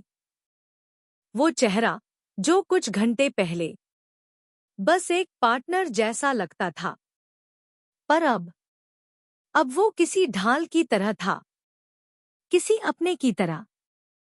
सादी ने धीमे से कहा, आरव, मैं सच में नहीं चाहती कि तुम्हें किसी परेशानी में डालूं। आरव ने उसकी बात पूरी होने ही नहीं दी। परेशानी? उसने हल्की हंसी भरी, एक तीखी, गुस्से से भरी हंसी। सादी, मैं उस आदमी को ऐसे नहीं छोड़ने वाला। वो पास आया, इतना पास कि सादी की सांस तेज हो गई। मैं तुम्हारी सुरक्षा के लिए जो भी करना पड़े करूंगा। आरव ने धीरे से उसके कंधे पर हाथ रखा। और अगर उसने तुम्हें नुकसान पहुंचाने की कोशिश की तो मैं उसकी दुनिया जला दूंगा। यह आरव का वादा था, पहला सच्चा वादा। रात गहरी होती जा रही थी। हवेली के गलियारों में हल्की हल्की आवाजें गूंज रही थी, नौकरों के कदमों की, गाड़ियों के इंजन की और बाहर से आती हवा की सीटी की। सादी अचानक बेचैन सी हो गई। आरव, कोई बाहर है? उसने बिस्तर की ओर बढ़ते बढ़ते पूछा। आरव ने सिर उठाकर ध्यान लगाया। उसकी भौहें सिकुड़ गईं। हाँ, कुछ है, उसने कहा। दोनों खिड़की की ओर गए। बाहर अंधेरा था, पर उन्हें दूर खड़ी एक काली कार दिखाई दी। किसकी कार है ये? सादी ने कांपती आवाज में पूछा। आरव का दिल धड़क गया। शायद वही, उसने धीमे दांत भींचते हुए कहा। अगली सुबह पूरे मल्होत्रा हाउस में अफरा तफरी मच गई। आरव के पिता अरुण मल्होत्रा बहुत गुस्से में थे। ये क्या हो रहा है? रात को कोई हमारी गेट के पास घूम रहा था और किसी ने हमारे सीसीटीवी फुटेज हैक करने की कोशिश की है। एक पल के लिए हवेली बिल्कुल गूंगी हो गई। CCTV footage hack. आरव और सादी एक नजर एक दूसरे को देखकर सन्न रह गए। रियान का पहला वार सीधा, खामोश और खतरनाक। अरुण मल्होत्रा ने गुस्से से मेज पर हाथ मारा। यह सब शादी के बाद से हो रहा है।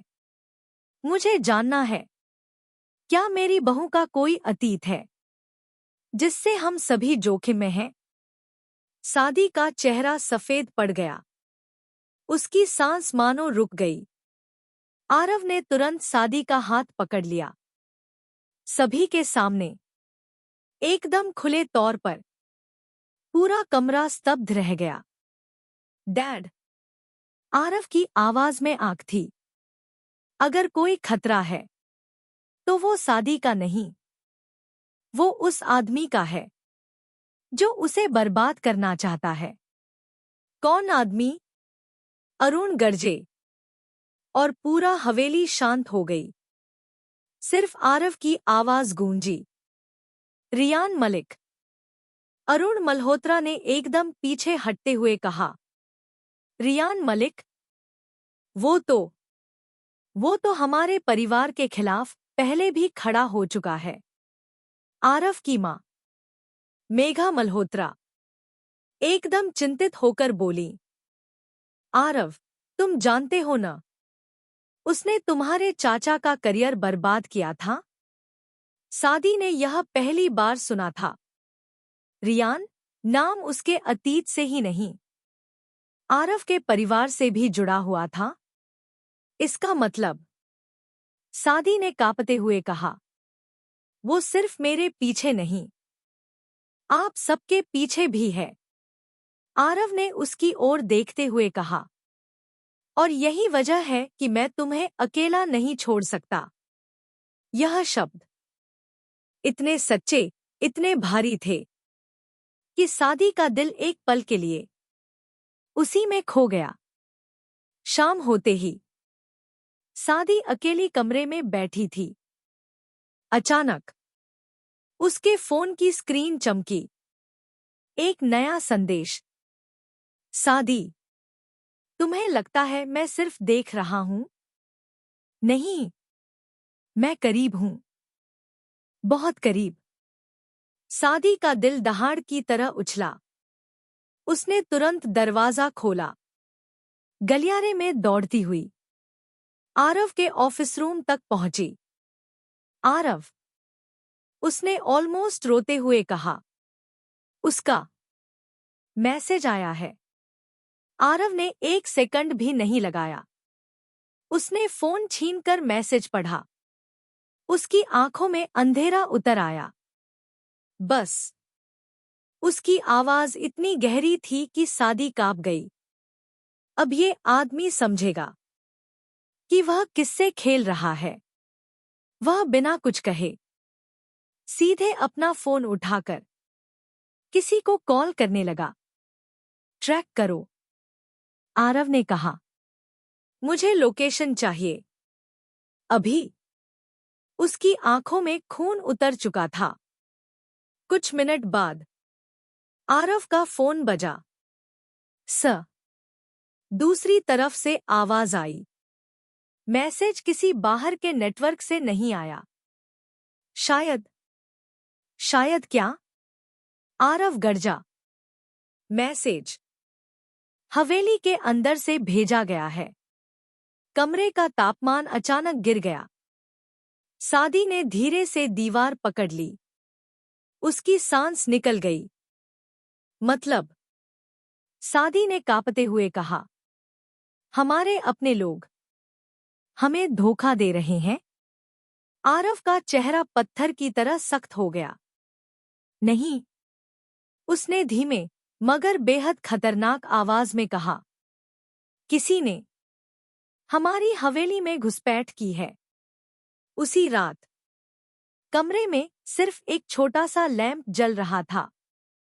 सादी बिस्तर पर बैठी लगातार कांप रही थी। आरव उसके सामने आया, धीरे धीरे, जैसे किसी बच्चे को शांत करने आता है। डरो मत, उसने कहा। लेकिन अगर वो यहीं अंदर है? सादी ने पूछा। आरव उसके बहुत करीब आया। उसने दोनों हाथ सादी के दोनों कंधों पर रखे। उसकी आवाज धीमी मगर गहरी थी। तुम्हें याद है न, मैंने कहा था कि अब तुम अकेली नहीं हो? सादी ने भारी सांस ली, पर सिर हिलाया। आरव और करीब झुका, इतना कि उसकी गर्म सांस सादी के चेहरे को छू गई। अगर वह इस हवेली में होगा, उसने कहा, तो सबसे पहले मेरे हाथों में आएगा। सादी की आंखें भर आईं। वह पहली बार बोली, बहुत धीमे, आरव, मुझे तुम पर भरोसा है। इन 4 शब्दों ने दोनों के बीच एक नया रिश्ता खड़ा कर दिया। एक ऐसा रिश्ता जो अब डर से नहीं, बल्कि भरोसे से चलने वाला था। रात गहरा चुकी थी। हवेली सोई हुई थी, पर 2 लोग जाग रहे थे। एक कमरे के अंदर और एक अंधेरे में कहीं पास। रियान मलिक हवेली की दीवार के पीछे खड़ा था। उसकी आंखों में एक शिकार की चमक थी। खेल शुरू हो चुका है, सादी, उसने फुसफुसाया। और अब तुम्हारा आरव भी तुम्हें नहीं बचा पाएगा। जानिए नेक्स्ट चैप्टर में। चैप्टर 9, जिस रात सच के साए जागे। रात का समय था। हवाएं धीमी थी, लेकिन माहौल में एक अजीब सी घुटन तैर रही थी। जैसे कोई अनकहा राज चारों तरफ भटक रहा हो और बस किसी एक शब्द के इंतजार में हो कि सब कुछ उजागर कर दे। आराध्या अपने कमरे की खिड़की के पास खड़ी थी। नीचे स्कूल का ग्राउंड अंधेरे में डूबा था, सिवाय एक पुराने ट्यूबलाइट के जो बार-बार टिमटिमा रही थी। उसकी चमक कभी तेज, कभी फीकी हो जाती। बिल्कुल वैसे ही जैसे आराध्या की जिंदगी इन दिनों हो रही थी। वह धीरे से बोली, ये सब मेरे साथ ही क्यों हो रहा है? उसकी आवाज थकी हुई थी, टूटी हुई थी और भीतर से डर से भरी हुई थी।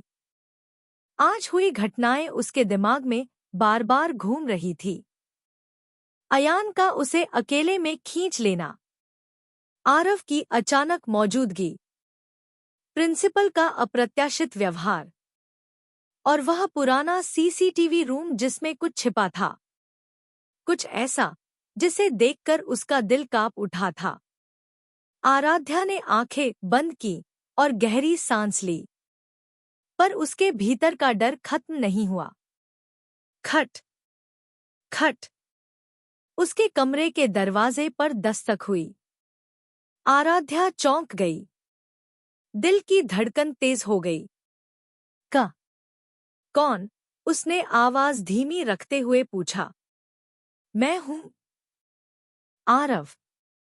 आराध्या के भीतर कई भाव एक साथ उठे, घबराहट, हैरानी, थोड़ी राहत और बहुत सारा असमंजस। उसने दरवाजा खोला। आरव उसके सामने खड़ा था, हमेशा की तरह शांत, पर उसकी आंखों में आज कहीं हलचल थी, जैसे वह कोई फैसला करके आया हो। मुझे तुमसे बात करनी है, उसने धीमे पर दृढ़ स्वर में कहा। आराध्या ने हिचकते हुए सिर हिलाया और उसे कमरे में आने दिया। कमरे में खामोशी छा गई। सिर्फ घड़ी की टिक टिक सुनाई दे रही थी। आरव कुछ देर उसे देखता रहा, जैसे यह तय कर रहा हो कि कहाँ से शुरू करे। आज जो कुछ हुआ, उसके बाद तुम्हारे मन में बहुत से सवाल होंगे, उसने कहा। आराध्या ने होंठ भींचते हुए सिर हिलाया। हाँ, क्योंकि सब कुछ अजीब तरीके से हो रहा है, आरव। और मुझे नहीं पता कि मैं किस पर भरोसा करूं। आरव ने गहरी सांस ली। तुम मुझ पर भरोसा कर सकती हो। उसकी आवाज धीमी पर सच्ची थी। आराध्या उसकी आंखों में देखती रही। वहां सच्चाई थी, पर साथ ही कुछ छिपा हुआ भी। आरव, तुम मुझसे कुछ छिपा रहे हो, है ना? आरव कुछ पल चुप रहा, फिर बुदबुदाया। हाँ, पर अब नहीं। आरव ने कुर्सी खिसकाई और बैठ गया। अयान तुम्हें पहले से जानता है, आराध्या। सिर्फ स्कूल की जाने अनजाने लड़की की तरह नहीं, बल्कि इससे कहीं ज्यादा। आराध्या का दिल एकदम रुक सा गया। ज्यादा? मतलब? आरव बोले बिना उसके पास आए और धीरे से कहा। वह तुम्हारी पुरानी जिंदगी के बारे में जानता है। आराध्या का गला सूख गया। पुरानी जिंदगी, जिसे वह भूलना चाहती थी, जिसे वह किसी को नहीं बताना चाहती थी, जिसमें बहुत दर्द था, बहुत धोखा और बहुत खतरा। वह कैसे जान सकता है? वह हकलाते हुए बोली। आरव ने कहा, क्योंकि किसी ने उसे बताया।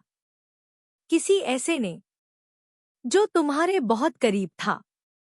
आराध्या का दिल और जोर से धड़कने लगा। कौन? उसने फुसफुसाते हुए पूछा। आरव ने धीमे से कहा, अभी मैं नाम नहीं बता सकता, लेकिन तुम समझ जाओगी समय आने पर। आराध्या ने कपकपाती आवाज में पूछा। और वो सीसीटीवी फुटेज, उसमें आखिर था क्या? आरव ने उसकी आंखों में सीधे देखा। वो फुटेज तुम्हें डराने के लिए नहीं था, वो तुम्हें याद दिलाने के लिए था। आराध्या का पूरा शरीर सिहर गया। याद? किस चीज की? तुम्हारे साथ 2 साल पहले जो हुआ था, आरव ने कहा। आराध्या की आंखों में अचानक आंसू भर आए। 2 साल पहले, वह हादसा, वह रात, जिसके बाद उसकी पूरी दुनिया बदल गई थी। नहीं, आरव, वह सर हिलाते हुए पीछे हट गई। मैं उस बारे में अब बात नहीं करना चाहती। आरव उठ खड़ा हुआ और उसके हाथ पकड़ लिए। लेकिन तुम्हें करनी होगी, आराध्या, क्योंकि वो अतीत खत्म नहीं हुआ, वह वापस आ गया है। आराध्या फूट पड़ी। क्यों? क्यों कोई मुझे बार बार उस दर्द में धकेलना चाहता है? आरव ने उसका हाथ कस कर थामा। क्योंकि किसी को तुम्हारा सच पता है, और वह चाहता है कि तुम फिर से वही गलती करो। आराध्या ने सिर उठाकर उसे देखा। आरव की आवाज धीमी पर तीखी थी। वह रात सिर्फ तुम्हारे साथ हुई घटना नहीं थी। उस रात तुमने कुछ किया था, आराध्या। आराध्या की सांस अटक गई। मैंने क्या किया था? उसकी आवाज कंपाती थी। आरव ने गंभीर चेहरा बनाते हुए कहा। तुमने किसी को बचाने के लिए किसी को चोट पहुंचाई थी, बहुत गंभीर चोट। आराध्या की आंखों में डर और बेपसी साथ साथ तैर गए। नहीं, मैं बस खुद को बचा रही थी। मुझे पता है, आरव ने कहा, लेकिन जिसने तुम पर हमला किया था, वह आज भी जिंदा है। आराध्या का दिल जैसे कांप उठा। वह 2 कदम पीछे हट गई। मतलब, वो लौट आया है? वही आदमी? आरव ने सिर हिलाया। और वह तुम्हें ढूंढ रहा है। आराध्या ने दीवार पकड़ ली, जैसे उसके पांव जवाब दे रहे हों। आरव, अगर वह मुझे ढूंढ रहा है तो मैं क्या करूं? कहाँ जाऊं? उसकी आवाज टूटती जा रही थी। आरव धीरे धीरे उसके पास आया और उसके कंधे पर हाथ रखा। तुम कहीं नहीं जाओगी, क्योंकि इस बार तुम अकेली नहीं हो। आराध्या की आंखें भर आईं। पर क्यों? तुम मेरे लिए इतना क्यों कर रहे हो? आरव कुछ पल चुप रहा। फिर उसके शब्द धीरे लेकिन बेहद गहरे थे। क्योंकि तुम मेरे लिए सिर्फ एक क्लासमेट नहीं हो, आराध्या। आराध्या ने सांस रोकी। आरव ने पहली बार उसकी आंखों में वह भाव दिखाया जिसे वह अब तक समझ नहीं पा रही थी। मैं तुम्हें बचाऊंगा, चाहे जो करना पड़े। कमरे की खिड़की के बाहर पेड़ों की आड़ में एक परछाई खड़ी थी, स्थिर, बिल्कुल चुप, सिर्फ आराध्या और आरव की बातें सुनती हुई। उसकी आंखें ठंडी थी, समझदार थी और खतरनाक भी। उसने धीमे से अपने फोन पर रिकॉर्डिंग रोक दी। स्क्रीन पर आखिरी शब्द वही थे जो आरव ने कहे थे, मैं तुम्हें बचाऊंगा, चाहे जो करना पड़े। उस परछाई ने धीमे से मुस्कुराया। देखते हैं, आरव, कितना बचा पाते हो। और अंधेरे में गायब हो गई। जानिए नेक्स्ट चैप्टर में। चैप्टर 10। उस रात की परछाई वापस लौटी। रात गहरा चुकी थी। हॉस्टल के गलियारे पूरी तरह शांत थे, सिवाय उस हल्की हवा के जो कभी खिड़कियों को डुलाती और कभी पुराने लकड़ी के दरवाजों को क्री क्री की आवाज के साथ हिलाती। आराध्या के कमरे में पीली सी टेबल लैंप की रोशनी जल रही थी। उसकी आंखें लाल थीं, रोने से, डर से और उन सवालों से जो जवाब मांग रहे थे। आरव उसके चले जाने के बाद से वह एक ही पॉइंट पर अटक गई थी। कौन उसका पीछा कर रहा है? कौन जानता है उसका सच? और कौन था वो आदमी 2 साल पहले वाली रात का? आराध्या चाहकर भी नींद की तरफ नहीं बढ़ पा रही थी। उस रात की यादें, जिनसे वह काफी दूर भाग चुकी थी, अब कदम कदम पर उसका पीछा कर रही थी। वह बिस्तर पर बैठकर अपने कांपते हाथों को देख रही थी। उन्हीं हाथों ने उसी रात किसी की जान खतरे में डाल दी थी। आंसू आंखों के कोने पर आ गए।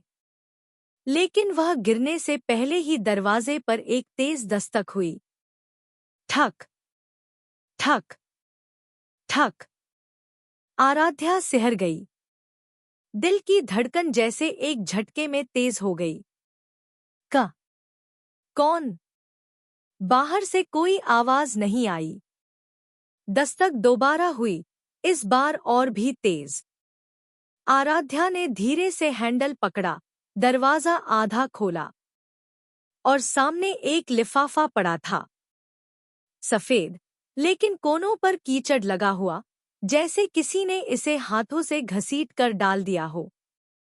उसके ऊपर सिर्फ एक पंक्ति लिखी थी, तुम अपनी सच्चाई कब स्वीकारोगी? आराध्या के होंठ सूख गए। उसने कांपते हाथों से लिफाफा उठाया और भीतर ले आई। उसमें एक फोटो थी, पुरानी, धुंधली, लेकिन इतनी साफ कि उसमें मौजूद आंखें आज भी डर पैदा कर सकती थी। फोटो में वही आदमी था, वही जिसने 2 साल पहले उसकी जिंदगी नर्क बना दी थी। आराध्या के हाथ से फोटो गिर गई। उसी समय आरव स्कूल के पुराने मैदान में खड़ा था। रात का अंधेरा उसके चारों तरफ फैला था, लेकिन उसके दिमाग में सिर्फ एक ही बात थी, किसने आराध्या के अतीत को जान लिया? और किसने उसे फोटो भेजी? वह किसी को फोन पर कॉल कर रहा था। मैंने कहा था ना, उसे अकेला मत छोड़ना। उसकी आवाज गुस्से और डर दोनों से भरी थी। दूसरी तरफ से कोई कुछ बोल रहा था, धीमे लेकिन दृढ़ स्वर में।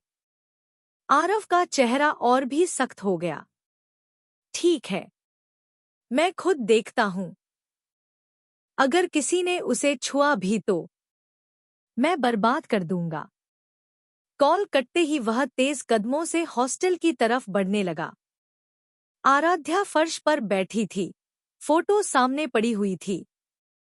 वह बुदबुदाई, वो वापस कैसे आ सकता है? वो तो उसने बात अधूरी छोड़ दी। दिमाग में उस रात की आवाजें गूंज उठीं। भागो, दरवाजा खोलो, मत आना मेरे पास। तुमने ये क्या कर दिया? उसकी सांसें तेज हो गई, जैसे वह घुट रही हो। उसने डर के मारे अपनी ही बाहों को पकड़ लिया। किसी को मत बताना, किसी को भी नहीं, वह खुद से कह रही थी। लेकिन यह लड़ाई सिर्फ अतीत की नहीं थी। वर्तमान में भी कोई उसकी हर हरकत देख रहा था। और उसी समय उसके मोबाइल की स्क्रीन जल उठी। Unknown number. फोटो कैसी लगी? आराध्या का दिल जैसे एक सेकंड में बंद हो गया। दरवाजा अचानक खुला। आराध्या। उसकी आवाज में घबराहट साफ थी। आराध्या ने ऊपर देखा, आंखें डरी हुई, हाथ कांपते हुए। आरव। बस यही शब्द निकला। आरव ने फोटो देखी, फिर उसकी हालत। किसने भेजी ये? उसने कड़क आवाज में पूछा। आराध्या ने थरथराते हुए मोबाइल उसके हाथ में दे दिया। आरव की आंखें फोटो पर टिक गईं। उसका चेहरा गुस्से और खतरनाक खामोशी से भर गया। तो वो वापस आ गया। आराध्या ने रोते हुए कहा। मैंने सोचा था वो मर चुका है। आरव ने उसकी बात काट दी। वो मरा नहीं था, सिर्फ गायब हुआ था। और तुम जानती हो वो क्यों वापस आया है? आराध्या ने धीमे से सिर हिलाया। क्यों?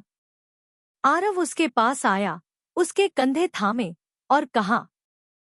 क्योंकि उसे पता है कि उस रात जो हुआ, उसका सच सिर्फ तुम्हारे पास है। आराध्या का चेहरा पीला पड़ गया। मैं नहीं बताना चाहती, पर अब बताना पड़ेगा। आरव ने सख्त लेकिन नरम आवाज में कहा। क्योंकि अगर तुमने कुछ नहीं कहा, तो वो अपनी कहानी बताएगा। और उसकी कहानी तुम्हें दोषी बना देगी। आराध्या की सांसें तेज हो गई। नहीं, मैं दोषी नहीं हूं। मैं तो बस खुद को बचा रही थी। आरव उसकी आंखों में देखता रहा। मुझे पता है, लेकिन दुनिया नहीं जानती। और वो आदमी तुम्हें दोबारा वहीं लाना चाहता है। आराध्या की आंखें भर आईं। आरव, अगर उसने सबको वो वीडियो दिखा दिया तो? आरव ने गहरी सांस ली। तो हम उससे पहले सच सामने लाएंगे। आरव उठकर दरवाजे तक गया और बाहर देखने लगा। आरव, तुम किससे बात कर रहे थे फोन पर? आराध्या ने धीरे से पूछा। आरव का जबड़ा भींच गया। उसी से, जो उस रात मौजूद था। आराध्या का दिमाग घूम गया। मौजूद? मतलब किसी ने वो सब देखा था? आरव उसकी तरफ मुड़ा। उसकी आंखें एक ऐसे सच से भरी थी जो किसी तूफान का संकेत दे रहा था। हाँ, और वही इंसान आज भी हमारे आसपास है। तुम्हें शायद याद न हो, लेकिन उस रात तुम अकेली नहीं थी। आराध्या की सांसें अटक गईं। कौन था वो? आरव उसका जवाब देना ही चाहता था कि कमरे की खिड़की पर किसी ने हल्की खरोंच मारी। दोनों एक साथ मुड़े। खिड़की के बाहर अंधेरा था, लेकिन उनमें से किसी को पता था कोई वहां था, कोई जो उन्हें देख रहा था। आरव ने धीरे से कहा, जो भी है, अब खेल शुरू हो चुका है। जानिए नेक्स्ट चैप्टर में।